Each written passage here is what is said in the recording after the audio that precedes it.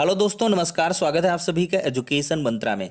दोस्तों, सुबह की वीडियो में जैसा कि प्रतियोगी परीक्षाओं और विभिन्न परिदृश्यों पर यहाँ पर चर्चा की जाती है, तो ऐसे में यहाँ पर एचपी टेट बेसिक शिक्षा मंत्री जी का इस्तीफा, 18+ का वैक्सीनेशन 1 जून से 97,000 भर्ती, लेखपाल भर्ती, टीजीटी पीजीटी परीक्षा 97,000 और इसके बाद 69,000 तीसरी चयन सूची काउंसलिंग क्या जुलाई में पॉसिबल है। तो वन बाय वन हर एक अपडेट पर डिस्कशन करते हैं। तो चलिए सबसे पहले दोस्तों यहाँ पर एचपी टेट के बारे में बात करते हैं। दोस्तों यहाँ पर देखा जाए दोस्तों तो एचपी टेट यानी कि हिमाचल प्रदेश टेट की जो आवेदन प्रक्रिया है वो स्टार्ट हो चुकी है। अंतिम तिथि 13 जून 2021 निर्धारित की गई है और परीक्षा तिथि 4/10/2000 सॉरी यहाँ पे 21 है और 18 जुलाई 2021 यहाँ पे क्लियर करेंगे दोस्तों। 4, 10, 11 और 18 ये एचपी टेट कई चरणों में होता है, तो इस वजह से 4, 10, 11, 18 इन जुलाई की मतलब डेट निश्चित हो चुकी हैं। 4 जुलाई, 10 जुलाई, 11 जुलाई, 18 जुलाई को एचपी टेट देखने के लिए मिलेगा। क्योंकि यहाँ कोरोना वगैरह का संक्रमण है, तो इस वजह से थोड़ा सा जो अभ्यर्थी वो ज़्यादा रहेंगे, तो उनके बैठने की व्यवस्था है और कोविड गाइडलाइंस का पालन करते हुए यहाँ पर थोड़ा सा कई शिफ्टों में एग्ज़ाम देखने के लिए मिलेगा। लेकिन बहरहाल जो एचपी टेट है वो आवेदन आप लोग कर सकते हैं। जो भी इंटरेस्टेड हैं वहाँ, अगर हिमाचल प्रदेश में आप लोग भर्ती प्रक्रिया में शामिल होना चाहते हैं तो एचपी टेट उसके लिए अनिवार्य रहेगा। तो ऐसे में थोड़ा सा क्लियर कर लें इसको, ठीक है। इन्फॉर्मेटिव पर्पज़ से मैंने शेयर कर दिया है। अब दोस्तों यहाँ पर हम बात करेंगे कि आखिरकार यूपी टेट के ऑनलाइन आवेदन क्यों नहीं स्टार्ट हो रहे हैं। यूपी टेट के ऑनलाइन आवेदन भी स्टार्ट कर दिए जाने चाहिए, क्योंकि यहाँ पर पेट यानी कि जो प्रिलिमिनरी एलिजिबिलिटी टेस्ट है यूपी ट्रिपल एस सी का, उसके लिए तो आवेदन स्टार्ट हो चुके हैं और यहाँ पर यूपी टेट के आवेदन भी होने चाहिए, क्योंकि 97,000 नई शिक्षक भर्ती की जो मांग है वो कल काफ़ी गहरे तरीके से देखने के लिए मिली है। लाखों ट्वीट्स यहाँ पर देखने के लिए मिले हैं। अभ्यर्थियों ने लाखों लाख ट्वीट किए हैं। साथ ही साथ योगी रोजगार दो को भी अगर मेंशन कर लिया जाए तो बहुत सारे ट्वीट्स देखने के लिए मिले हैं। योगी रोजगार दो इस हैशटैग का इस्तेमाल करके टीजीटी पीजीटी परीक्षा की तिथि जल्द घोषित करने, 97,000 नई शिक्षक भर्ती और इसके बाद जो भी यूपी ट्रिपल एस सी के खाली पद हैं उन पर विज्ञापन जारी करने और जल्द से जल्द प्रक्रिया को कंप्लीट करने इत्यादि की बातें कही गई हैं। अब दोस्तों मुझे जहाँ तक उम्मीद है कि इस महीने के मतलब आखिर में तो है ही, जुलाई के माह में आपको बहुत सारी चीज़ें देखने के लिए मिलेंगी। और आई थिंक जो यूपी टेट के आवेदन हैं वो जो प्रेशर जनरेट हो रहा है, चूँकि देखिए एचपी टेट ने भी अपना स्टार्ट कर दिया काम, डी ट्रिपल एस सी से जॉब निकल ही चुकी हैं और तमाम जगहों पर जब चीज़ें चल रही हैं, तो उत्तर प्रदेश, जबकि योगी जी की पहली प्राथमिकता जो है वो युवाओं को रोजगार से सराबोर करना है। तो ऐसे में मुझे जहाँ तक लग रहा है कि 15 जून तक आपके यूपीटीटी इत्यादि की जो ऑनलाइन आवेदन की प्रक्रिया है वो रिज्यूम कर दी जाएंगी। और जो एडेड जूनियर शिक्षक भर्ती के एग्ज़ाम के लिए परेशान रहते हैं दोस्तों, तो उनके लिए जहाँ तक मुझे लग रहा है कि जुलाई में आपका एग्ज़ाम पॉसिबल है। पूरी तैयारी है कि जुलाई में एग्ज़ाम करवा लिया जाएगा और मुझे भी जहाँ तक लग रहा है ये कंडक्ट करवा ले जाएंगे, क्योंकि अब कोरोना की जो तीसरी लहर है वो सितंबर वगैरह में आसपास बताई जा रही है, सितंबर में आएगी। तो जुलाई अगस्त इनके लिए मौका बनेगा एग्ज़ाम वगैरह कंडक्ट कराने का, फॉर्म वगैरह सबमिट करवाने के लिए। तो मुझे जहाँ तक लग रहा है ये सारी की सारी चीज़ें कुछ ही दिनों के बाद आपकी रिज्यूम होने वाली हैं। लेकिन हाँ, यहाँ पर बहुत सारे अभ्यर्थी अपडेट्स तो लेते हैं, लेकिन ट्विटर हैंडल पर वहाँ पर वो नज़र नहीं आते। देखिए, जब तक आवाज़ नहीं उठाएंगे, किसी भी मुद्दे को ट्रेंड नहीं कराएंगे, क्योंकि सब जगह समझ लीजिए सरकार के जो नुमाइंदे हैं वो बैठे हैं और उनकी जो चीज़ें हैं वो पहुंचाते रहते हैं। तो ऐसे में आप लोगों की ये चीज़ें करनी चाहिए दोस्तों। अब देख सकते हैं यहाँ पर हम बात करने वाले हैं 18+ का जो टीकाकरण है वो स्टार्ट हो जाएगा 1 जून 2021 से। प्रदेश के समस्त जिलों में 18 से 44 आयु वर्ग के नागरिकों के कोविड टीकाकरण के संबंध में वर्क प्लेस सीवीसी, देखिए प्रत्येक जनपद में उक्त आयु वर्ग के प्रतिदिन 4 वर्क प्लेस सीवीसी का आयोजन किया जाएगा। 50 लोगों का टीकाकरण किया जाएगा। जनपदीय न्यायालय हेतु सूचना एवं जनसंपर्क विभाग, ये सब दुनिया भर का एक सरकारी वर्क प्लेस सीवीसी पर राजकीय और प्रसिद्धि शिक्षकों को यहाँ पर प्राथमिकता देने की बात कही गई है। तो ये गाइडलाइंस हैं। अभिभावक स्पेशल सीबीसी भी है, नगरीय क्षेत्र सीबीसी, नगरीय क्षेत्र के समीप पेरी अर्बन क्षेत्रों के लिए सीबीसी, ग्रामीण क्षेत्रों हेतु सीबीसी। तो इस संबंध में मुझे यह कहने के निर्देश हुए उपरोक्त अनुसार 1 जून से 18 से 44 आयु वर्ग के नागरिकों हेतु कोविड टीकाकरण गतिविधि सुचारू रूप से संपन्न कराया जाना सुनिश्चित करें। तो आप लोग अगर टीकाकरण करवाना चाहते हैं तो आप करवा सकते हैं। इसके लिए अब मतलब फीजिबल हो जाएंगी चीज़ें, बड़े आसानी से टीकाकरण करवाया जा सकता है दोस्तों। अब देखते हैं अगली जो अपडेट है, शिक्षक भर्ती के टापर खा रहे धक्का, जारी कर दी प्रतीक्षा सूची।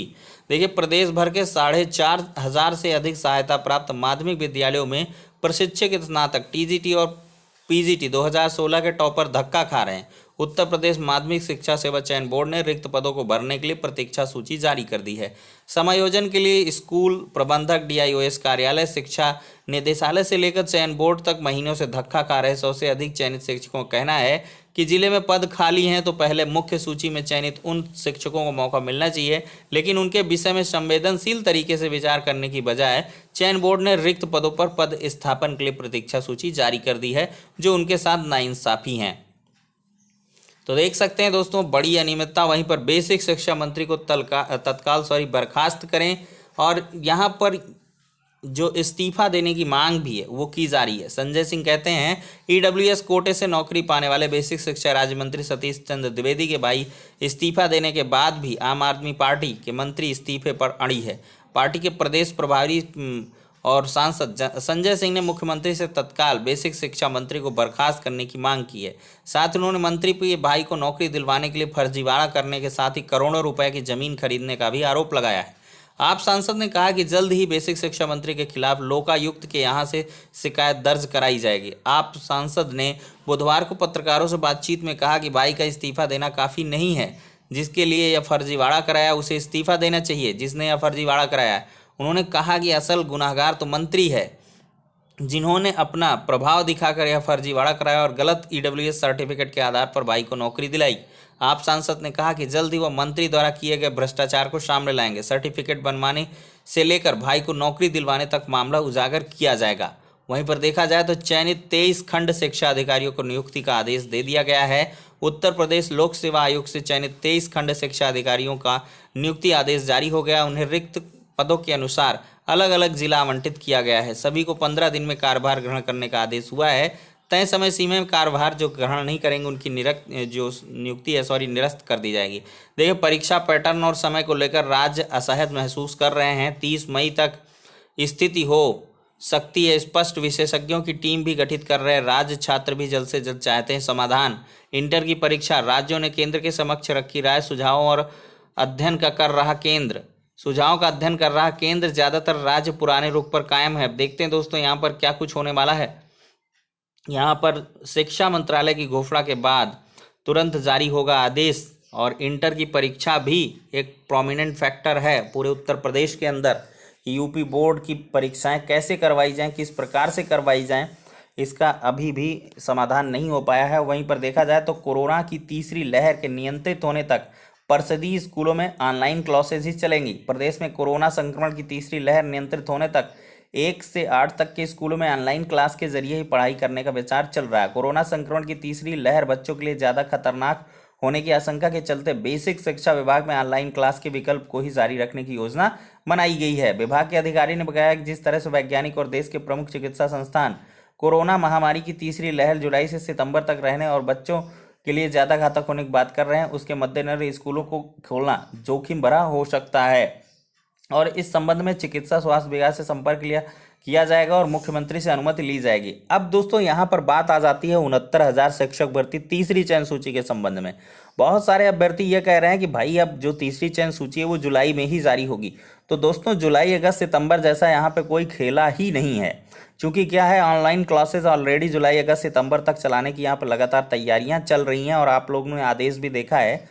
तो अभी तो ऑनलाइन क्लासेस चल ही रही हैं, तो ऑनलाइन क्लासेस में भी तो यहाँ टीचर्स की जो अवेलेबिलिटी है वो सुनिश्चित की जानी चाहिए। तो ऐसे में बिल्कुल भी भ्रम की स्थिति में ना रहें। हालांकि जो अभ्यर्थियों कल गतिरोध रहा है वो काफ़ी ज़्यादा रहा है, 69,000 तीसरी चयन सूची जारी करने के लिए बहुत सारे अभ्यर्थियों ने ट्वीट किया है, तो सबको सम्मिलित होकर एक साथ आना होगा। और लखनऊ की सड़कों पर भी प्रदर्शन करने की यहाँ पर अभ्यर्थियों द्वारा बातें कही जा रही हैं कि अगर 2 से 4 दिन में कोई चीज़ें नहीं होती हैं तो जून में वो प्रतिबद्ध होंगे और मजबूर होंगे कि धरना किया जाए, क्योंकि जब तक धरना नहीं तब तक नियुक्ति नहीं। ऐसी भी बातें निकल के आ रही हैं। लेकिन जहाँ तक मुझे लग रहा है कि 26 तारीख तक जो डेटा वगैरह का सबमिशन था स्कूल वगैरह वाला, वो सब सबमिट हो गया होगा। तो अब 1 से 2 दिन में, आज का दिन भी अहम हो सकता है क्योंकि मियाद खत्म हो चुकी है, तो मैं भी 69,000 के संबंध में, तीसरी चयन सूची के संबंध में यहाँ पर कोई चीज़ देखने के लिए मिल जाए दोस्तों।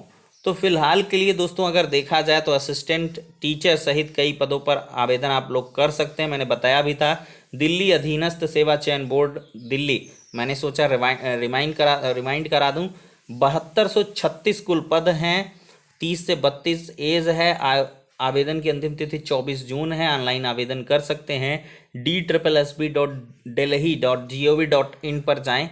डिप्लोमा ट्रेनी के पदों पर अब अवसर है। PGCIL में कुल 35 पद हैं, 27,500 स्टाइपेंड मिलेगा। उत्तर प्रदेश, उत्तराखंड, दिल्ली, हरियाणा, राजस्थान में पोस्टिंग होगी। 70% अंकों से पूर्णकालिक डिप्लोमा सिविल, इलेक्ट्रिकल एवं अन्य पात्रताएं होनी चाहिए। 300 ऑनलाइन माध्यम से आवेदन शुल्क है। 15 जून तक इसमें भी आप लोग आवेदन कर सकते हैं। वहीं पर देखा जाए दोस्तों तो मुख्य चिकित्सा स्वास्थ्य अधिकारी जयपुर प्रथम, यहाँ पर कोविड हेल्थ कंसल्टेंट्स और कोविड स्वास्थ्य सहायकों की भर्ती है 2205 पदों पर। अधिकतम 45 साल आयु है, 39,300 रुपये प्रति माह और 79 रुपये प्रति माह यहाँ पर वेतन देने की बातें हैं।